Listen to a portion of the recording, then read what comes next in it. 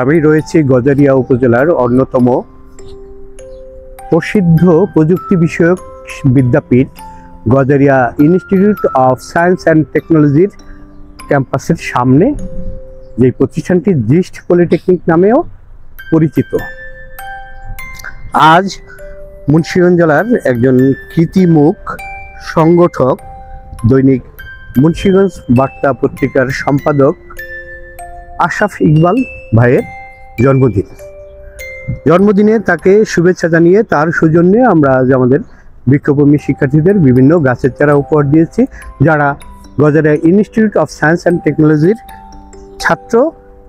অনেক ক্ষেত্রে তারা মেধাবীও এবং উপস্থিতির হারও তাদের বেশ আশাব্যঞ্জক। আশরাফ ইকবাল আঙ্কেলকে জন্মদিনের শুভেচ্ছা। আমরা কৃতজ্ঞ যে এই শিক্ষার্থীদের বিক্ষোভে উদ্বুদ্ধ করেন এই প্রতিষ্ঠানের শিক্ষকবৃন্দ, যার মধ্যে অগ্রনায়ক ইঞ্জিনিয়ার মামুন শরীফ, যিনি উৎসাহ দিয়ে যাচ্ছেন বৃক্ষরোপণে এই বিদ্যাপীঠের শিক্ষার্থীদের। আপনার প্রতি কৃতজ্ঞতা।